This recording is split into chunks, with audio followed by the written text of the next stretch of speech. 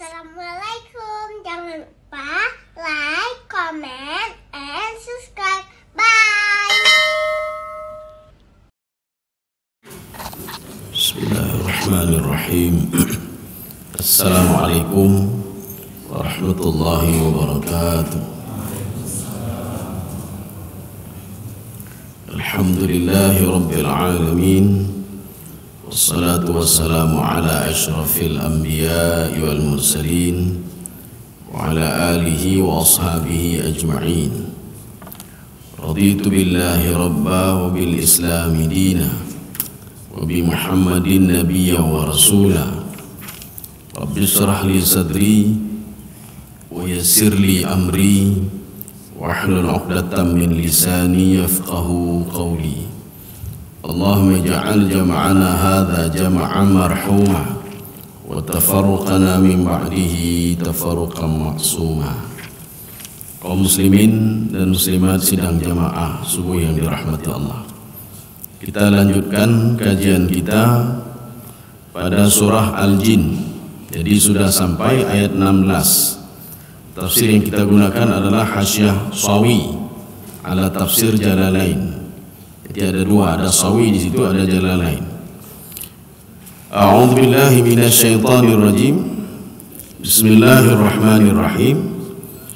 Wa allaw istaqamu 'ala tariqati la asqainahum ma'an ghadaqa. Kita kalau melihat kalimat ini sang aneh, ada seperti aneh. Wa allaw istaqamu. Ada enggak kalimat allawi di dalam bahasa Arab? Rupanya kalimat ini terdiri dari dua suku kata. Wa an law istaqamu. Jadi di situ bukan, kalau di ayat ini ditulis langsung tidak ada nunnya lagi, Pak. Wa an law istaqamu. Itu asal kalimatnya supaya kita tidak bingung. Wa an law istaqamu. Maka sudah bergabung antara an sama lawi. Lawi itu law, ya. Wa an law istaqamu.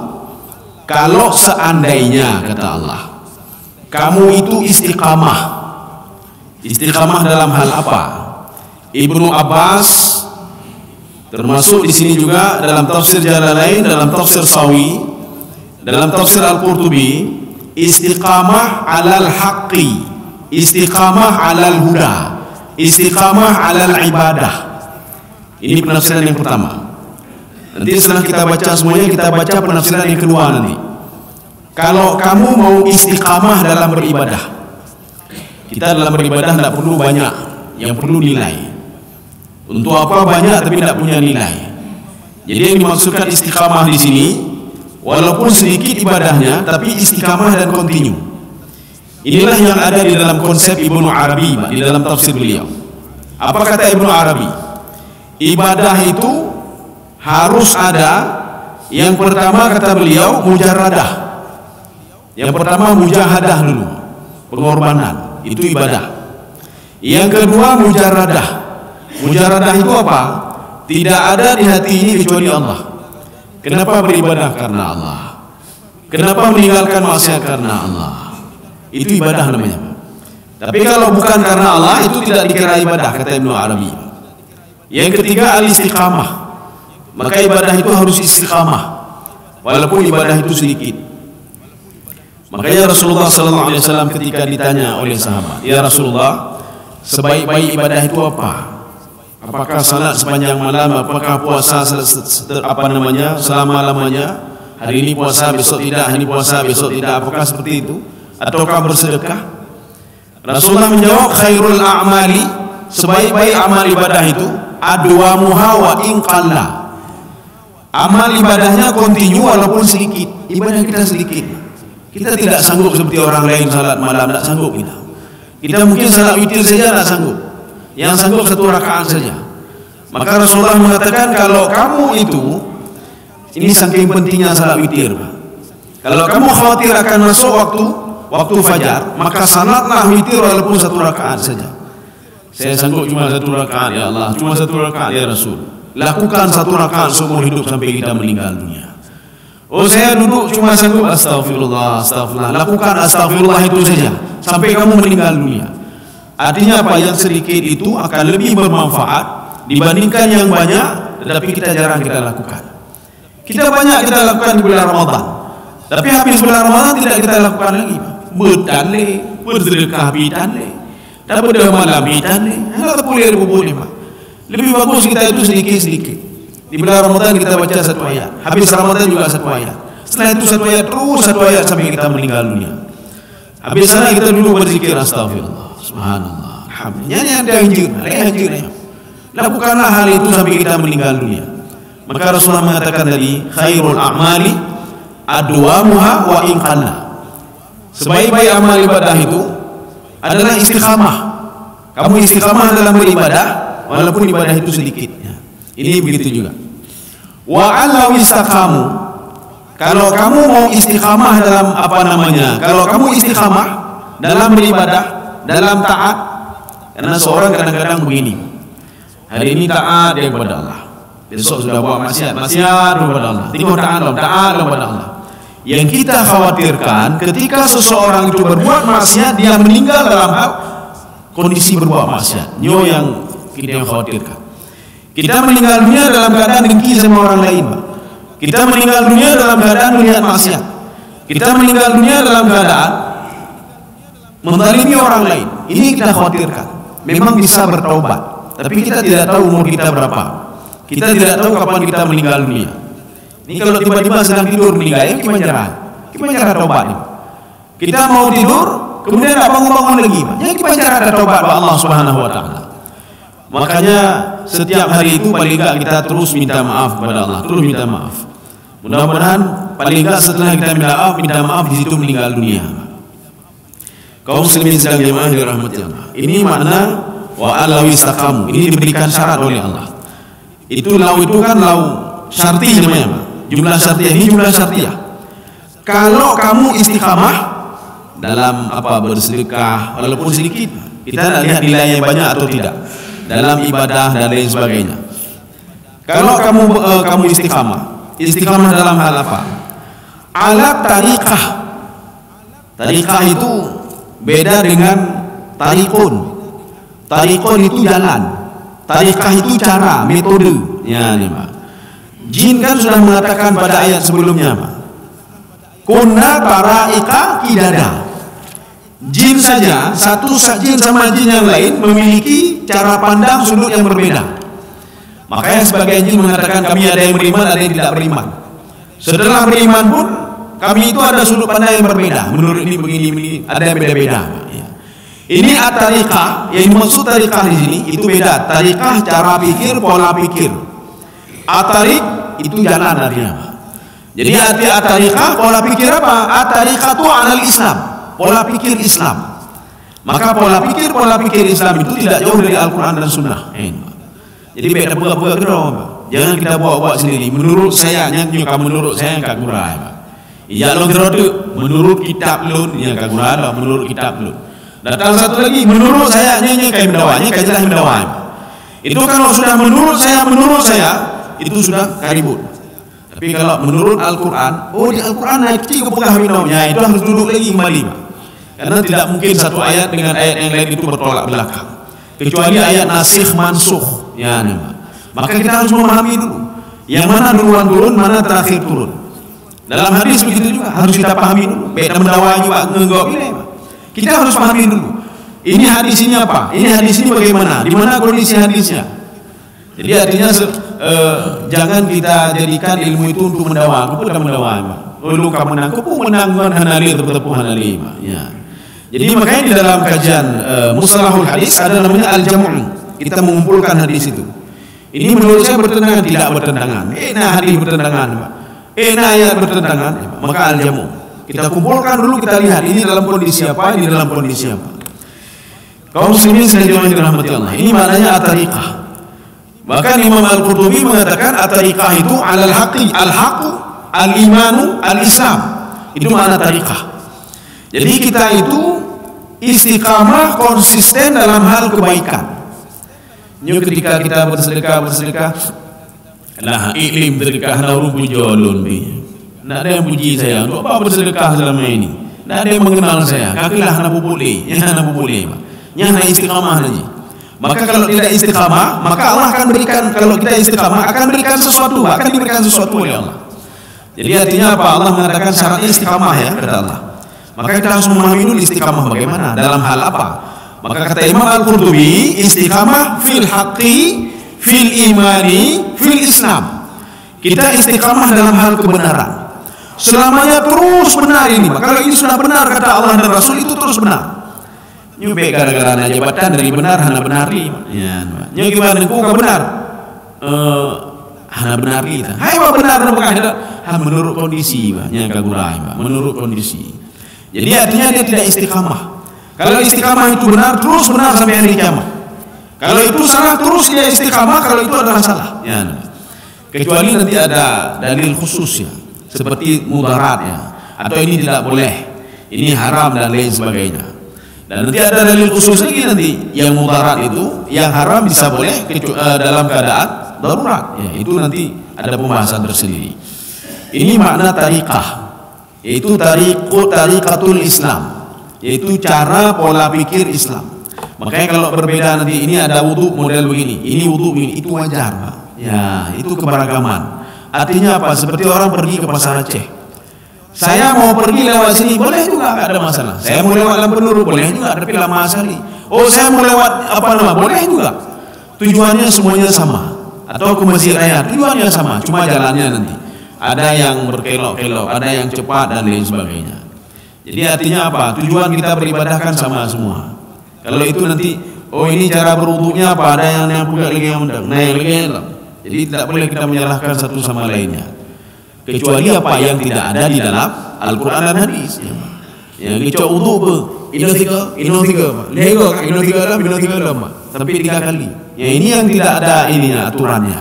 Jadi kan 3 kali. Atau Rasulullah mengatakan wudu itu 1 kali, ya, atau yang wudu itu 1 kali boleh, 2 kali boleh, 3 kali boleh. Ya.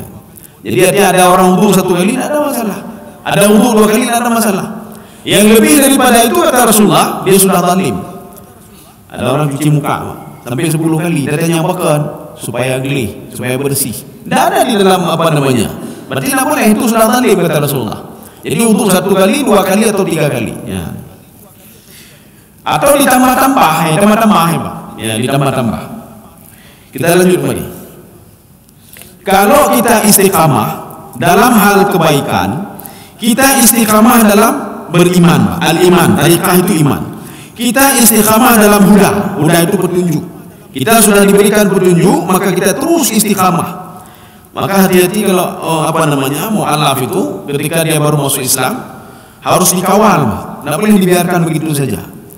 Dia hari ini dia patuh dan taat kepada Allah, besok dia lihat, tu tahji patuh dan taat kepada Allah. Kita susah. Sebelum masuk Islam saja tidak susah, setelah masuk Islam sudah susah. Maka ketika itu dia bisa terubah hatinya itu untuk keluar dari Islam lagi, Pak. Ya, dia keluar dari Islam lagi. Jadi makanya terus dikawal ya. Bagaimana cara salat, bagaimana cara ibadah, terus dikawal. Jangan sampai dia itu tidak istiqamah. Bagaimana mau istiqamah baru masuk Islam, Pak? Kan nggak mungkin istiqamah dia. Dia baru mengenal Islam. Ketika dia mengenal di hukum potong tangan, kapayah pelung. Dia mengenal hukum rajam, kapayah pelung. Kok ada rajam, kok ada potong tangan? Ya, Pak. Padahal di dalam kitab Taurat dan Injil juga ada potong tangan, Pak. Ada juga rajam. Inilah 2 hukum inilah yang dikeluarkan oleh Nasrani dan Yahudi, tidak dimasukkan lagi di dalam Taurat. Maka di dalam Taurat dan Injil itu kita ketika mencari maka mana hukum potong tangan? Ada lagi, Pak. Mana hukum rajam? Tidak ada lagi, Pak. Kenapa? Kejadiannya sudah terjadi di Madinah ketika ada 2 sepasang, ada seorang laki-laki dan perempuan Yahudi yang berzina. Ketika mereka berzina, mereka mendatangi pembesar Yahudi, ahlul kitabnya. Ditanya, bagaimana hukum zina? Hanya lain dicambuk kalau belum nikah. Kalau sudah menikah, dirajam sampai mati. Bagaimana cara solusinya? Ya ada cara gimana dalam Taurat seperti ini. Akhirnya pembesar Yahudi itu mengatakan, begini saja. Kita jumpai Muhammad. Mungkin di dalam Al-Quran itu tidak ada hukum potong tangan. Hukum rajam itu tidak ada. Kita datangi saja Muhammad. Ketika itu mereka mendatangi Nabi Muhammad SAW dan bertanya, ya Muhammad, apa hukum berzina di dalam Islam? Apa hukum berzina? Rasulullah tidak jawab, coba baca saja, suruh baca, coba kamu baca saja. Azaniyatu wazani, ketika sudah dibaca itu dia lompat ayatnya rupanya. Rasulullah mengatakan kamu sudah lompat ayat kamu, ini baca begitu. Ya. Ketika dia baca yang bagus, banyak ahlul kitab waktu itu yang masuk Islam. Kenapa? Mereka yakin betul di dalam kitab Taurat ada, di dalam Al-Quran juga ada hukum itu. Berarti tidak perlu ragu lagi. Kita yakin kepada Taurat, kenapa tidak yakin kepada Al-Quran? Maka yang mendengar bacaan itu waktu itu banyak mereka yang masuk Islam. Kaum muslimin sedang jemaah yang dirahmati Allah. Ini namanya at-tariqah. Tariqah itu cara pikir, sudut pandang. Ya. Sudut pandang yang dimaksud adalah kebenaran yang berasal dari Allah dan Rasul, atau al-iman, atau al-Islam. Islam itu al-khudu' wal-inqiyad. Khudu' wal-inqiyad itu tunduk dan patuh kepada perintah Allah. Tunduk dan patuh untuk tidak berbuat maksiat. Kenapa? Karena Allah melarang untuk berbuat maksiat. Jangan kamu berbuat ini, jangan begini, jangan begini, jangan begini. Ya. Kalau kamu lakukan itu, la asqainahum ma'an ghadaqa. Saya butuh terjemahan, Pak. Ya, coba dibaca Pak Endang. Untuk kami beri cobaan kepada mereka. Bukan di situ ya. Ya, jawab syaratnya. Kalau kamu istiqamah, maka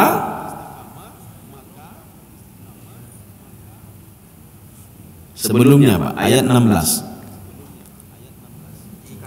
Iya. Jikalau mereka tetap berjalan lurus di atas jalan itu atau agama Islam, benar-benar kami akan memberi minum kepada mereka air yang segar. Sudah. Kami akan berikan minum kepada mereka. Ada tafsir lain, Pak? Terjemahan lain? Mencurahkan mereka air yang cukup. Terjemahan saja sudah berbeda, Pak. Belum tafsir. Memberikan minum satu, mencurahkan air yang banyak. Saya lebih condong kepada mencurahkan air yang banyak. Karena mana sakayasti itu mengambil air dan menuang. Mana menuang apa? Allah turunkan hujan dari langit. Kalau kamu istiqamah, kamu itu berada dalam keadaan hak, kamu itu beriman kepadaku, kamu itu tunduk dan patuh kepadaku, air hujan akan aku turunkan dari langit, kata Allah. Ya. Pertanyaannya, kenapa mesti air hujan? Kenapa tidak rezeki yang Allah turunkan? Kenapa tidak Allah, kalau ini aku berikan keberkahan dan lain sebagainya? Apa kata Umar bin Khattab? Ya, Mbak. Al-aslu fi rizqi al-ma'. Asal rezeki itu adalah air, Mbak. Ya, Mbak. Kalau Allah SWT sudah menahan air, maka rezeki yang lain abih mendung. Wa ja'alna minal ma'i kulla syai'in hayyin. Allah menjadikan dari air itu semua bisa hidup. Binatang tak ada air mati, tumbuhan tak ada air mati. Gimana kita yang mengkonsumsi tanaman buah-buahan itu kalau tidak ada air, Pak? Gede-gede kemah menyuhanai, Pak. Ya, Pak. Jadi makanya ini ayat ini untuk penduduk Mekah, kata Imam Jalalain. Kenapa penduduk Mekah? Karena sudah 7 tahun mereka tidak turun hujan. Tidak ada turun hujan. Kita jangan berpikir mentang-mentang ohnya Mekah, Nangro Aulia, Hanago Putra dia Hanago Jawa. Tidak, Pak. Mereka pernah dilaparkan oleh Allah Subhanahu wa taala. Mereka pernah tidak diturunkan hujan selama 7 tahun. Kita jangankan 7 tahun. Tidak turun hujan berapa bulan saja sudah susah nih, Pak.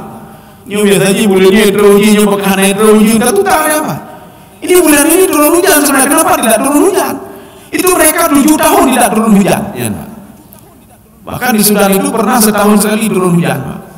Gedanya yang kena yang mumang, orang itu sudah biasa, tidak turun hujan selama 1 tahun.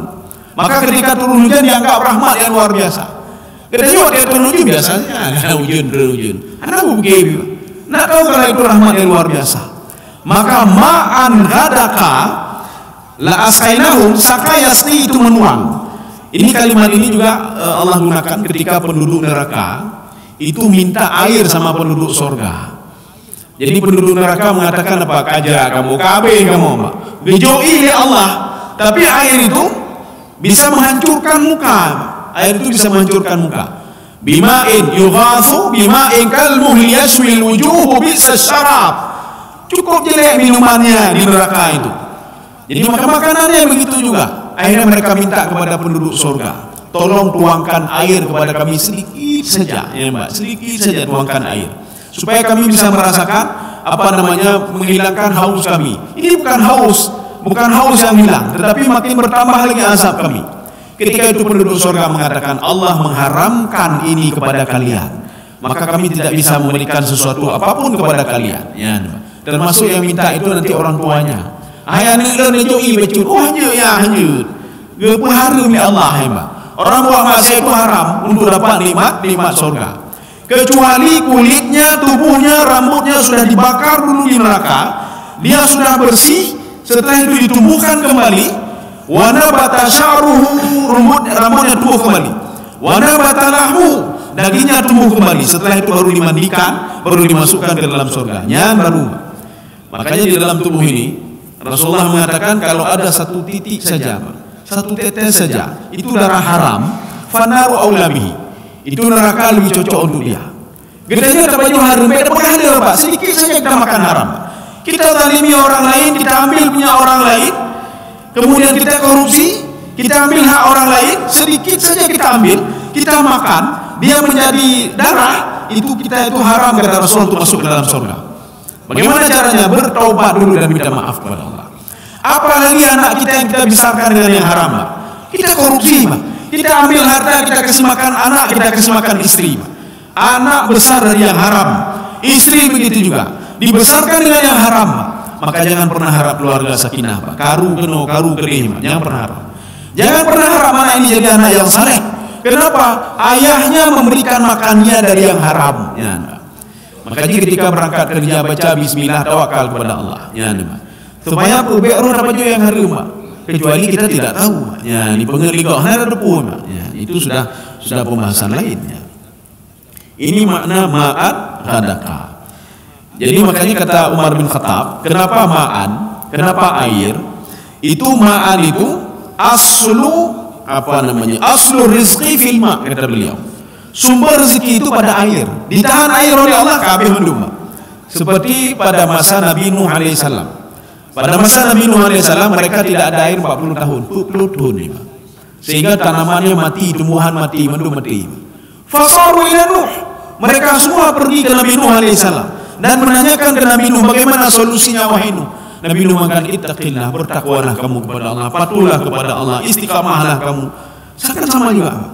Maka kalau kita istiqamah, walaupun perbuatan itu sedikit, apakah lu hendak sama lagi ulama aja, dia bisa berbuat kebaikan. Kita buat aja sedikit, Pak, tapi continue kita lakukan. Oh, saya tidak bisa menghafal Quran. Kita baca saja ayat, walaupun kita enggak bisa menjadi penghafal Quran.